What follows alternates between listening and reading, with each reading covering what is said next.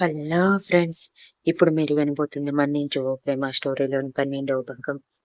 ఆ అడ్రస్. తను ఇంతవరకు ఉన్న rental address sir. Permanent address ఏమైనా ఉందా? అని అడిగాడు. లేదు రిషి. తను ఈ అడ్రస్ అప్డేట్ చేయమని బలవంతం చేసింది. పైగా చేయకపోతే టీసీ ఇచ్చేయమని అడిగింది. నీకు తెలుసు కదా తను ఎంత బ్రైట్ స్టూడెంట్‌నో. అందుకే తను అడిగినట్టు చేయక తప్పలేదు. పాత డీటెయిల్స్ అన్ని శాశ్వతంగా అరెస్ట్ చేసేలా చేసేసింది అని అన్నారు ప్రిన్సిపల్. ప్రిన్సిపల్ గారి మాటలకి రిషికి వసుధార ప్లాన్ పూర్తిగా అర్థమయ్యింది. తనని ప్రేమలో దింపాక తను సడన్ గా కనిపించకుండా పోతే రిషి అలా అయినా తనని వెతుకుతాడని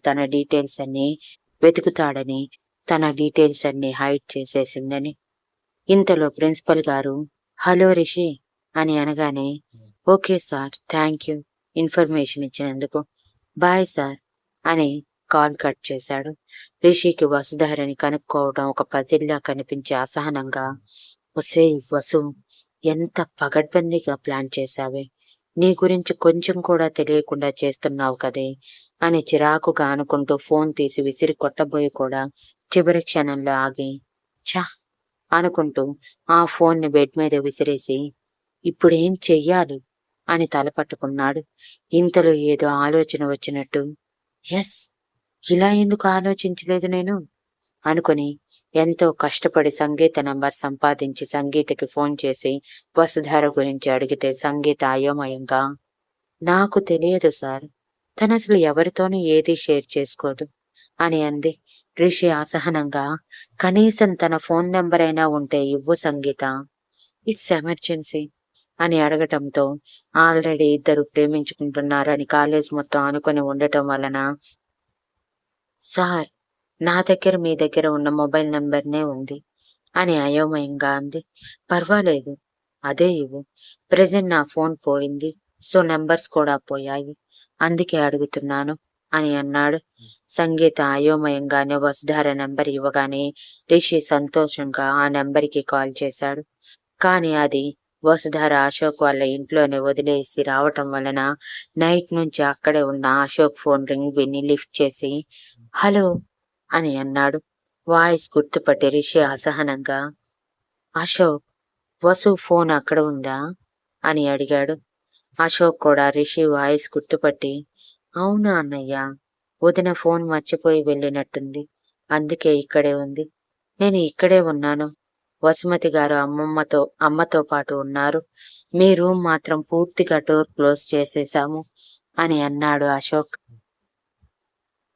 ఓకే అని రిషి కాల్ కట్ చేసి ఇప్పుడేం చెయ్యాలి, ఇది నాకు అన్ని దారులు మూసుకుపోయేలా చేస్తుంది అని అసహనంగా అనుకుంటూ అటూ ఇటూ తిరుగుతూ ఉన్నాడు. ఇంతలో జై వచ్చి రేయ్ రిషి, రా టిఫిన్ చేద్దాం అని అన్నాడు. లేదు జై, నేను అర్జెంట్గా వసు దగ్గరికి వెళ్ళాలి, నా బాబుని చూడాలి, వాడిని ఎత్తుకుని ముద్దు చేయాలి, ఇప్పటి వరకు నేనుగా ఉండలేనురా అని ఏదో ఆలోచన వచ్చినట్టు జై, నాకు ఒక హెల్ప్ చేయి అంటూ వసుధార నంబర్ చెప్పి ఈ సిమ్ ఎవరి పేరు మీద ఉందో, ఏ అడ్రస్ తో ఉందో ప్లీజ్ చెక్ చేసి చెప్పరా అని అడిగాడు.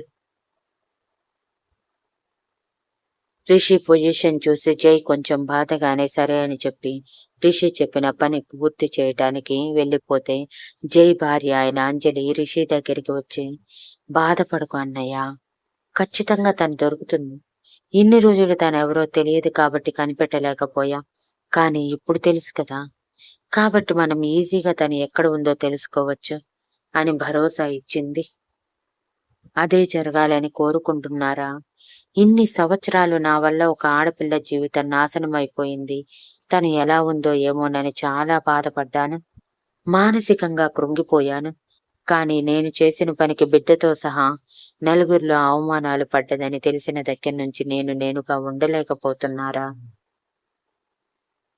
ఇదంతా నా వల్లే వసు అంత బాధపడింది, తన వయసు కనీసం నీ అంత కూడా ఉండదురా, మహా అయితే 23 ఉంటాయేమో ఇప్పుడు, అంటే తను నన్ను కలిసినప్పుడు తన ఏజ్ 19 అయి ఉండాలి, 19 ఇయర్స్ కి తను పడ్డ బాధ తలుచుకోవటానికి గుండె తరుక్కుపోతుందిరా, కనీసం తను కొంచెం పెద్దదయ్యున్నా భరించగలిగి ఉండేదేమో, కాని తను ఇంకా చిన్నపిల్ల, మరి తనెంత బాధని అనుభవించి ఉంటుందో నీకు ప్రత్యేకంగా చెప్పాల్సిన అవసరం లేదు.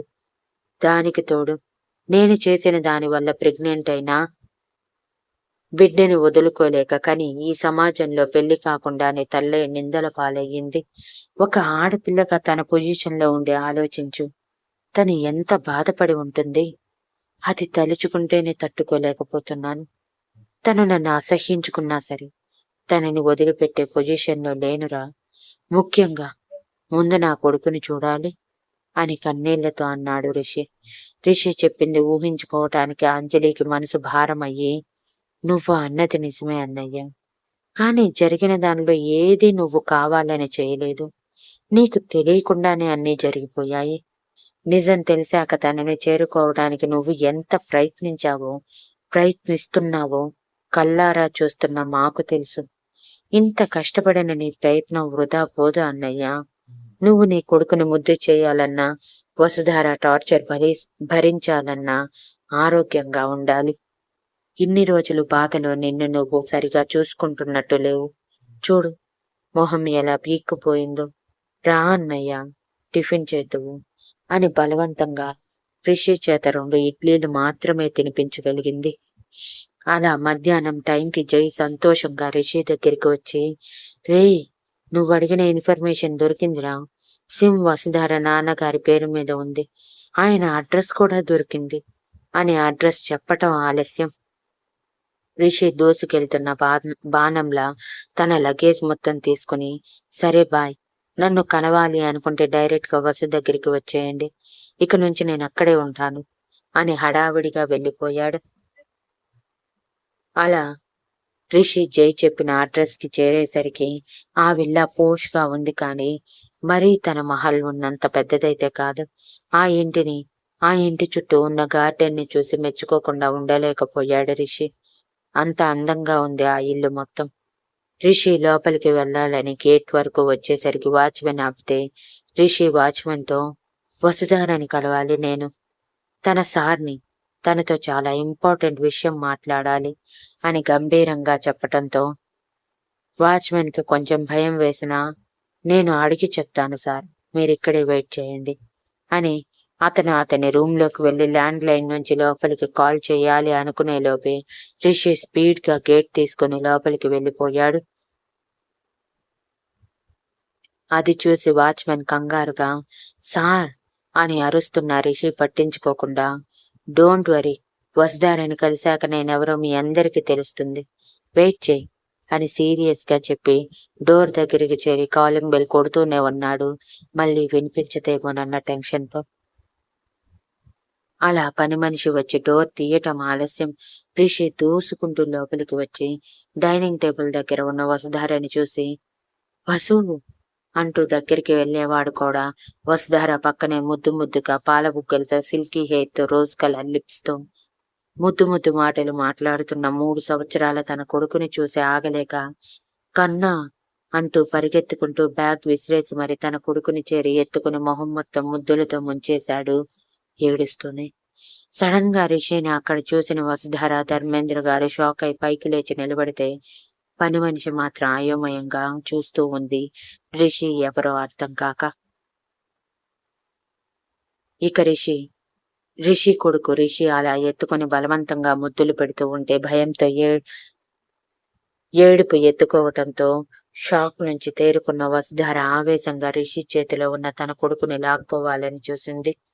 కానీ రిషి ఇవ్వకుండా తన కొడుకుని గుండెలకి హత్తుకుని, కన్నా భయపడుకురా, నేనురా నీ డాడీని చూసి ఎవరైనా భయపడతారా అని ముద్దుగా ముక్కు ఎగరేస్తూ వెక్కిళ్లు పెడుతూ ఉన్న తన కొడుకుని బాధగా చూస్తూ కన్నీళ్లు తొడగానే రిషి కొడుకు కళ్ళు పెద్దవి చేసి, నువ్వు నా డాడీవా అని అడిగాడు.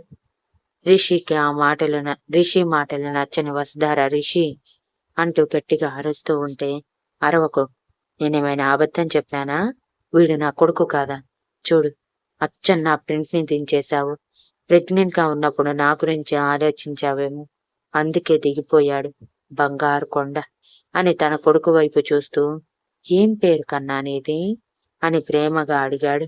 అప్పటికే రిషిని తన తండ్రిగా గుర్తించిన రిషి కొడుకు రిషి మెడ చుట్టూ చేతులు వేసి, నిజంగా నువ్వు నా డాడీవా? మరి ఇన్ని రోజులు ఎందుకు నా దగ్గరకు రాలేదు? నీకు తెలుసా? తాతయ్యని, మమ్మీని నీ గురించి అడిగినప్పుడు ఏం చెప్పేవాళ్ళు కాదు. మమ్మీ అయితే ఏడ్చేసేది. నా ఫ్రెండ్ పింకు డాడీ, పింకుని తన బైక్ మీద బయటికి తీసుకువెళ్ళి తనతో చాలా ఆటలాడుకుంటారు తెలుసా? అని తనకున్న పెద్ద పెద్ద కళ్ళని ఇంకొంచెం పెద్దగా చేసి గుండ్రంగా తిప్పుతూ చెప్పి, మరి నువ్వెందుకు నాతో ఆడుకోవటానికి రాలేదు? అని ముద్దు ముద్దుగా అడిగాడు. రిషి తన కొడుకు మాటలకి గుండె తరుక్కుపోయినట్టు తన మొహం మొత్తం ముద్దులు పెడుతూ, సారీ కన్నా, సారీ. నువ్వున్నావని నాకు తెలియదు కన్నా. మమ్మీ నా దగ్గర దాచేసింది. ఇంకెప్పుడు నిన్ను వదిలి వెళ్ళను అని మరోసారి తన కొడుకు మొహం మొత్తం ముద్దులు పెట్టి తన కన్నీళ్లు తుడుచుకొని, నీ పేరు చెప్పలేదు అని చిరునవ్వుతో అడిగాడు. అదంతా చూస్తున్న వసుధర అసహనంగా మారితే ధర్మేంద్ర గారు అనుమానంగా రిషి వైపు చూస్తూ ఉంటే పని మనిషి షాక్ తో నోరు తెరిచింది. రిషి కొడుకు ముద్దుగా, నా పేరు వర్షిత్ అని అన్నాడు.